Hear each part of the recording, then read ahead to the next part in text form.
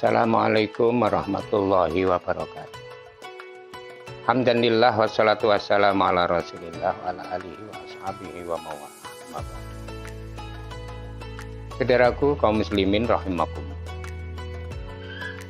Jika kehidupan kita ini bisa berubah-ubah, bisa ke kanan, bisa ke kiri, naik, turun, maka penting sekali kita membuat orientasi kehidupan kita ini dengan membuat satu perencanaan yang lebih tegas, lebih kuat, lebih tertata, yang dalam ajaran agama kita itu ada niat. Bagaimana telah dijelaskan bahwa niat itu harus dilakukan karena menjadi rukun dari peribadatan fardu. Karena jika niatnya tidak, maka akan terasa agak ngambang, bahkan sulit dibedakan apakah yang dilakukan ini termasuk bagian dari peribadatan atau ritual atau aktivitas sosial atau aktivitas fisikal. Itu harus diketahui identitasnya. Misalnya, apakah orang wudhu atau orang basuh muka, raup bahasa Jawa, itu bisa diketahui ini dari niatnya. Bisa jadi dia melakukan itu untuk basuh muka, basuh tangan karena gerah semata. Atau orang mengeluarkan uang itu dalam rangka untuk infak sedekah yang hukumnya sunnah, tidak sampai pada melaksanakan kewajiban untuk zakat, apakah zakat fitrah ataukah zakat mal. Ini harus jelas.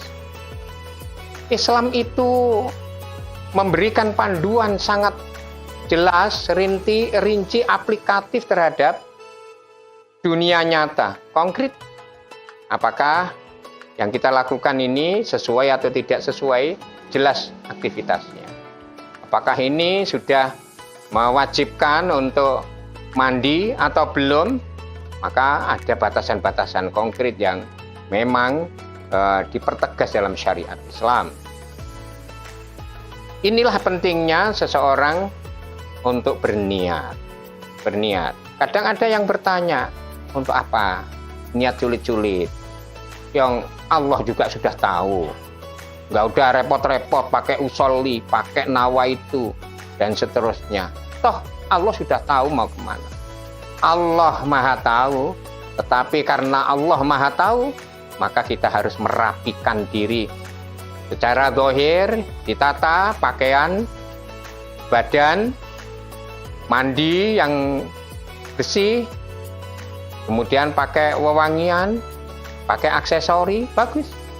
Tetapi ada yang penting di dalam adalah bagaimana seseorang ini menata hatinya, menata pikirannya, menata bagaimana agar pikiran, hati, perasaan itu satu simpul, satu arah menuju kepada titik, yaitu ingin meraih ridho Allah Subhanahu wa Ta'ala. Apa aktivitas yang kita lakukan? Karena Allah. Apa aktivitas yang kita lakukan dalam rangka untuk mendekat kepada Allah? Ingin meraih ridho Allah. Lillah. Man shoma Ramadan imana wahtisaban ikhtisab limardhatillah. Linaili ridhoillah. Ridho Allah Subhanahu wa Ta'ala. Kita melakukan aktivitas itu. Dan itu harus diikrarkan. Diucapkan. Dikuatkan. Semakin sering mengucapkan hal baik, semakin kuat ingatan dan semakin kuat seseorang untuk merealisasikannya. Jika kita sering membaca surat Ikhlas, maka keyakinan kita semakin kuat terhadap Allah. Keikhlasan kita juga semakin menguat, disebabkan karena ini kalimah thayyibah ini kita ulang-ulang, diulang-ulang. Pentingnya wirid, diulang-ulang. Pentingnya zikir, pentingnya istighosah, diulang-ulang. Kalimah-kalimah indah, kalimah-kalimah bagus, ditancapkan di hati, di pikiran, sehingga secara irtijalian, spontan kita ini melaksanakan sesuatu seperti yang sering kita ucapkan. Tanpa sadar, seseorang diarahkan kepada apa yang sering kali diucapkannya. Tanpa sadar, seseorang merealisasikan sesuatu yang sering disebutnya. Ini adalah sesuatu yang manusiawi. Karena itu, ucapkanlah kata-kata indah, kata-kata tinggi bermartabat, ucapkanlah kata-kata yang memberikan nuansa peningkatan kualitas dari hari ke hari.